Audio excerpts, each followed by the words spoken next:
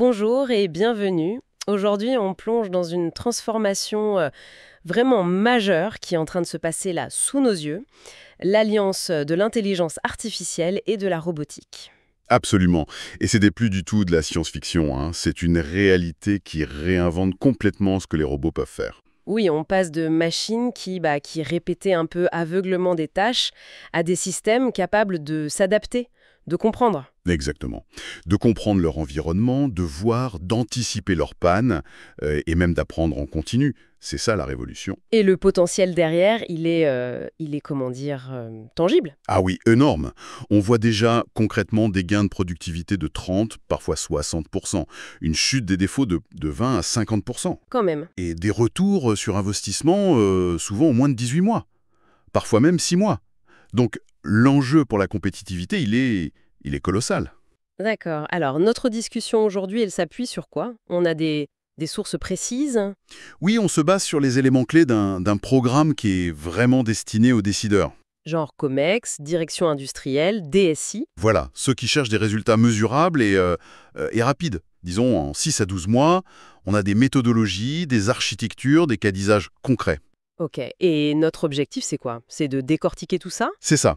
Comprendre ensemble comment l'IA change vraiment la nature de la robotique, comment on passe du programmé rigide à l'adaptatif apprenant, quoi. Voir les applications qui marchent, ce qu'il faut derrière en termes de data, d'infra. Tout à fait. Et puis regarder un peu vers l'avenir aussi. Les agents IA, les jumeaux numériques qui apprennent. Très clair. Bon, allons-y. Pourquoi est-ce que cette convergence IA robotique, ça change vraiment la donne? Qu'est-ce qui est si différent par rapport aux robots d'avant? Le changement, il est radical. Avant, le robot industriel classique, il était souvent dans une cage, non? Il exécutait un script hyper précis dans un environnement maîtrisé au millimètre près. Oui, la moindre variation et c'était l'arrêt. Exactement. L'IA, elle apporte ce qui manquait. L'essence et une forme d'intelligence. D'abord la perception, avec des capteurs comme les caméras 3D pour vraiment voir et interpréter la scène réelle. Mhm. Ensuite, la compréhension, identifier des objets, lire du texte, détecter une anomalie, puis la capacité de décision, planifier des actions, choisir la bonne stratégie. Et surtout l'adaptation, j'imagine. Oui, surtout l'adaptation. Ajuster son comportement en temps réel quand quelque chose ne se passe pas comme prévu. C'est ça le cœur du sujet. Donc on n'est plus sur un automate rigide, mais sur un système qui dialogue intelligemment avec le monde réel, qui est variable par nature. C'est ça le saut. C'est exactement ça. Le saut qualitatif, il est là. Et ça repose sur quoi? Sur une combinaison de technos qui arrivent à maturité en même temps, en fait. Ah oui, lesquels? Premièrement, des capteurs beaucoup plus riches et plus abordables aussi. Caméra haute résolution, lidar, capteur de force couple. Ils génèrent toutes les données nécessaires. D'accord, plus de données. Deuxièmement, des modèles d'IA. Les réseaux de neurones profonds, l'apprentissage par renforcement, qui sont maintenant capables d'analyser ces données complexes pour en tirer du sens et prendre les bonnes décisions. Capteurs performants, IA puissante. Quoi d'autre? Il y a d'autres piliers? Oui, le troisième, c'est l'architecture informatique qui suit. On parle de calcul au plus près du robot, le edge computing pour la réactivité. Pour le temps réel. Voilà. Puis un niveau intermédiaire, le FOG, pour l'orchestration dans l'atelier, et le cloud, bien sûr, pour l'entraînement lourd des modèles, les analyses globales. Et cette architecture, elle supporte des choses comme le MLOps? RoboOps, des termes qu'on entend de plus en plus. Exactement, c'est crucial. MLOps, RobotOps, en gros, c'est l'équivalent du DevOps pour le logiciel, mais appliqué à l'IA et aux robots. C'est pour gérer tout le cycle de vie, déploiement, surveillance, mise à jour. C'est pour industrialiser, quoi. S'assurer que l'IA en production reste fiable, performante. Tout à fait, c'est la garantie qu'on sort de l'expérimentation. Indispensable. Et le quatrième pilier, ce sont les jumeaux numériques, les digital twins. Les répliques virtuelles. C'est ça. Pour tester, simuler, optimiser, et même faire de la maintenance prédictive avant de toucher au réel. Et concrètement, pour une entreprise, ça se traduit comment tout ça, l'impact business? Il est multiple. D'abord, une bien meilleure robustesse. Les robots tolèrent mieux les variations de pièces, d'environnement. Donc moins d'arrêts, moins de micro-arrêts. Ok. Ensuite, une réduction du temps et du coût d'ingénierie. L'IA apporte une partie de l'intelligence, donc moins besoin de tout programmer dans les moindres détails. Mhm. Surtout, ça ouvre des champs d'automatisation qui étaient quasi impossibles avant. Manipuler du vrac, du textile, des produits agroalimentaires, Des choses complexes. voilà. Et enfin, ça facilite le passage à l'échelle, le déploiement sur plusieurs lignes ou sites. C'est convaincant. Alors, explorons un peu les domaines concrets où cette révolution est la plus flagrante. On pourrait commencer par la vision IA, le fait que le robot voit. Oui, c'est souvent le point d'entrée le plus visible. Avant, il fallait des systèmes mécaniques hyper complexes pour présenter les pièces toujours pareilles, hein. Oui, des centreurs, des bols vibrants. C'est ça. Maintenant, avec l'IA, le robot analyse l'image d'une caméra 2D ou 3D et il comprend où et comment attraper un objet, même s'il est en vrac dans un bac. C'est le fameux pick and bin. Ah oui, le prélèvement en vrac. Exactement. Mais ça sert aussi pour le contrôle qualité, repérer des défauts parfois très subtils, ou pour guider le robot avec une précision extrême pour de l'assemblage, par exemple. Donc, plus besoin que tout soit parfait, aligné. Le robot s'adapte à ce qu'il voit. Techniquement, qu'est-ce qu'il faut pour que ça marche bien? Alors, bien sûr, il faut de bons capteurs, un bon éclairage, c'est souvent clé, mais le cœur du système, ce sont les modèles d'IA, entraînés spécifiquement sur les objets, les défauts qu'on veut traiter. Et les données, j'imagine. Ah, les données! C'est le nerf de la guerre. Il faut des datasets d'entraînement qui soient vraiment représentatifs de toute la variabilité qu'on va rencontrer. Les reflets, les formes un peu différentes, les éclairages changeants. C'est souvent le piège, ça. C'est souvent le piège.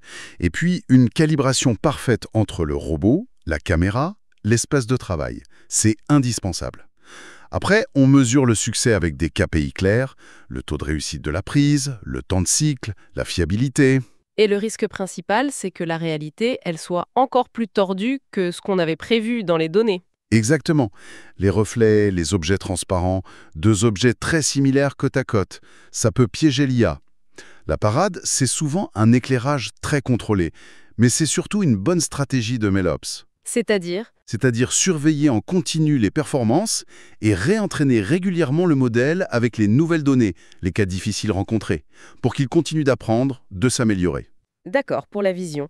Passons à un autre domaine, la navigation.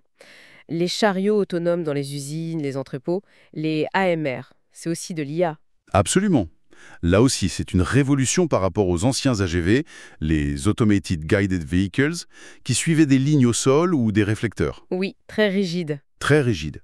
Les AMR, eux, utilisent des techniques comme le SLAM, localisation et cartographie simultanée, un peu comme votre aspirateur robot à la maison, mais en version industrielle, beaucoup plus robuste et sophistiquée.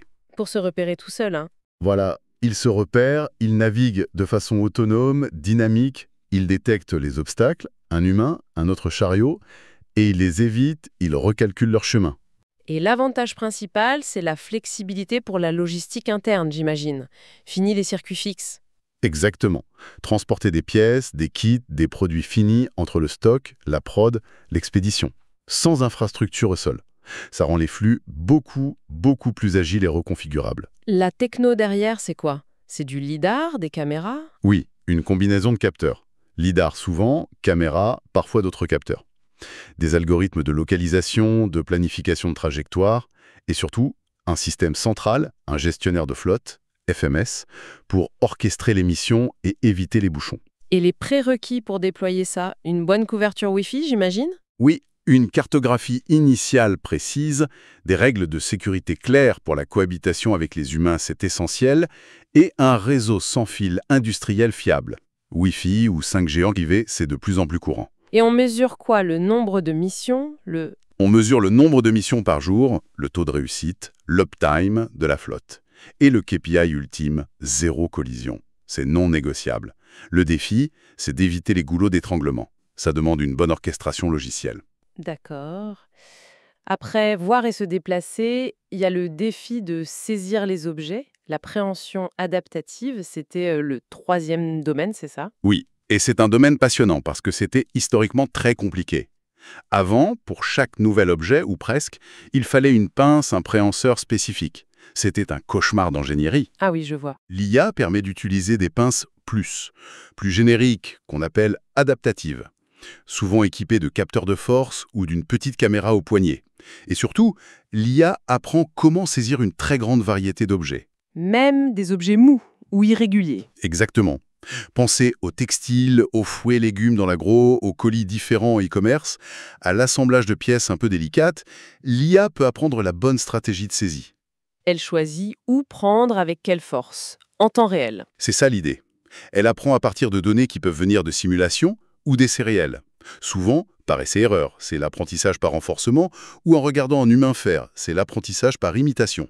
Et le but, c'est de réussir à prendre l'objet. À tous les coups, ou presque, sans l'abîmer et en allant vite. C'est le trio gagnant. Taux de succès, intégrité du produit, temps de cycle. Le défi, ça reste quoi les objets? Très glissants, très fragiles. Oui, ça reste les cas limites.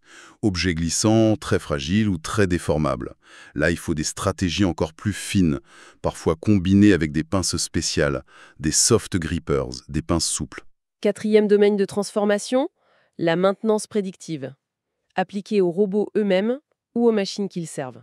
Oui, ça c'est un gain très concret et rapide à obtenir souvent.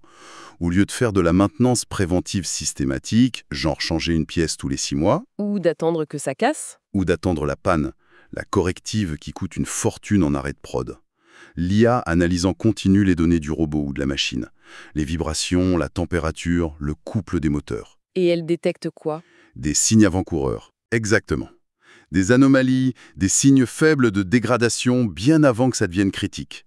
Et elle peut même estimer la durée de vie restante d'un composant, le RUL, Remaining Useful Life. L'objectif numéro 1, c'est d'éviter les arrêts imprévus, qui coûtent cher. C'est ça. Anticiper une panne sur un réducteur de robot, un moteur critique, une broche de machine-outil. Ça permet de planifier la maintenance au bon moment quand ça arrange la production, de commander la pièce à l'avance et de réduire drastiquement le temps d'arrêt, le fameux downtime. Et ça demande quoi, Fiomi? Des capteurs supplémentaires? Souvent, oui. Quelques capteurs de vibration, de température, et puis des modèles d'IA entraînés sur l'historique des données. Idéalement, il faut des données de fonctionnement normal et des données de panne passées pour que le modèle apprenne à les reconnaître. Et une intégration avec la GMAO, le système de gestion de maintenance. Le risque, c'est les fausses alertes, Oui, ou de rater une vraie panne. oui, les faux positifs ou les faux négatifs. C'est pour ça qu'il faut bien régler les seuils d'alerte et souvent prévoir une étape de validation humaine avant de déclencher une intervention lourde. Logique. Et on arrive au 5e domaine, qui est peut-être le plus science-fiction, mais qui devient réel, l'apprentissage continu. Le robot qui s'améliore tout seul. C'est la promesse ultime, oui. Une performance qui augmente avec le temps sans qu'on ait besoin de le reprogrammer sans cesse. Grâce à des techniques comme l'apprentissage par renforcement, RL, le robot peut découvrir par lui-même de meilleures façons de faire. Par exemple, Optimiser une trajectoire pour gagner quelques millisecondes. Ajuster les paramètres de soudure pour améliorer la qualité. Trouver la force juste pour un polissage. Ce sont souvent des micro-optimisations. mais répété des milliers de fois. L'impact sur le temps de cycle global, sur la qualité, sur la consommation d'énergie peut devenir vraiment significatif. C'est de l'amélioration continue automatisée. Ça a l'air très puissant, hein. Mais est-ce qu'il n'y a pas un risque que le robot apprenne des choses dangereuses ou contre-productives? Ah, c'est le défi majeur de ce domaine, la sécurité.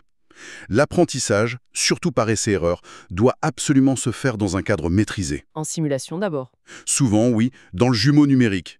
Et avec des garde-fous très stricts dans le monde réel. Des limites physiques, des zones interdites, des règles qui interdisent certaines actions.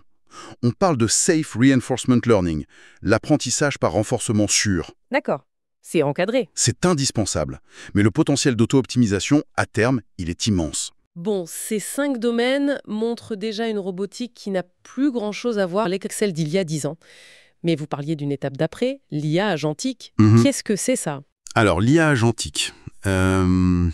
Imaginez un système à qui vous donnez un objectif de haut niveau, presque en langage naturel. Par exemple, prépare et expédie la commande client numéro XYZ en urgence. L'agent IA, lui, il va comprendre ça. Il va décomposer l'objectif en sous-tâches. Il va planifier leur exécution. Il va orchestrer les ressources nécessaires. Les robots, les systèmes d'infos. Oui, il va dire, toi l'AMR, va chercher les produits ABC. Toi, le bras robot, prends-les et mets-les dans ce carton. Toi, système d'étiquetage, imprime l'étiquette. Toi, ERP, mets à jour le statut de la commande. Ils pilotent tout. Il pilote, il surveille que ça se passe bien.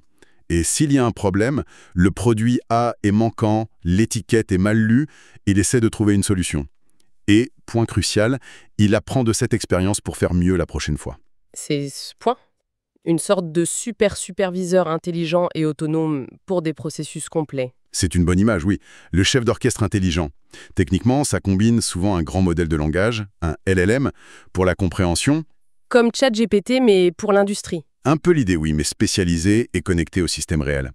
Puis un module de planification, un orchestrateur qui dialogue avec les API des robots, des logiciels, des boucles de feedback pour savoir si l'action a réussi, et une mémoire pour l'apprentissage. Et les exemples d'applications, ça va au-delà de la logistique? Ah oui. En production, lance la fabrication de la série ABC en optimisant l'utilisation matière. Ou en maintenance, analyse pourquoi le TRS de la ligne 5 a baissé et propose-moi un plan d'action.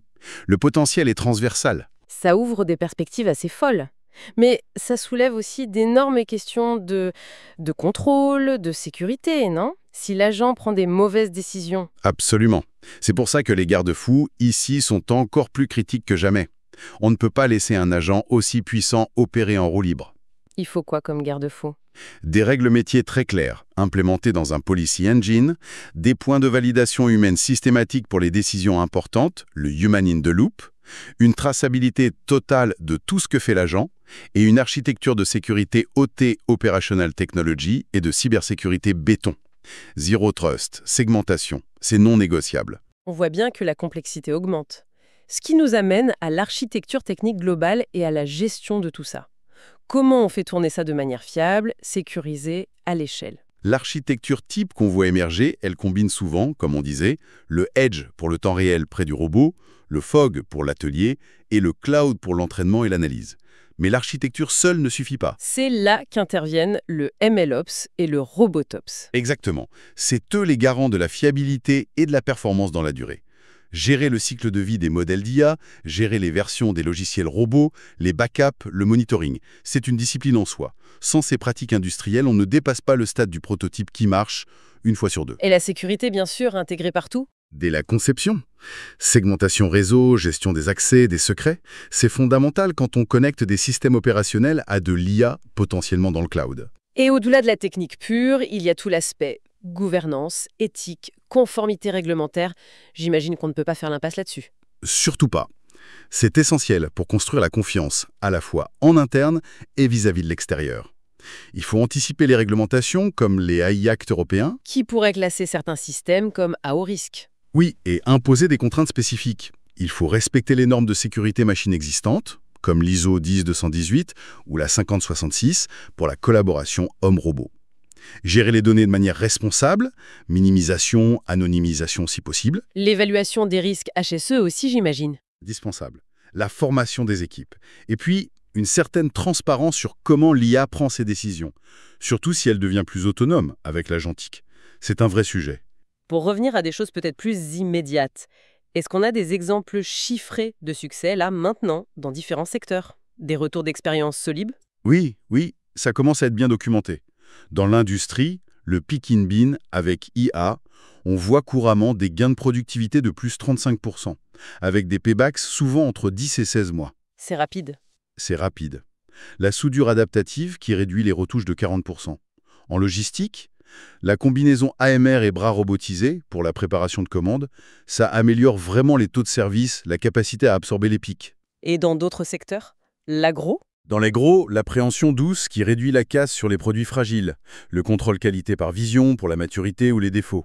On voit aussi des applications en santé pour la manipulation stérile, dans l'énergie pour l'inspection par robot, même dans le retail pour l'inventaire automatique. Bon, face à tout ça, comment une entreprise peut piloter sa transformation en logique? Par où commencer? Il y a une méthode? Ce qui est utile, c'est d'avoir une grille de lecture, une sorte de modèle de maturité.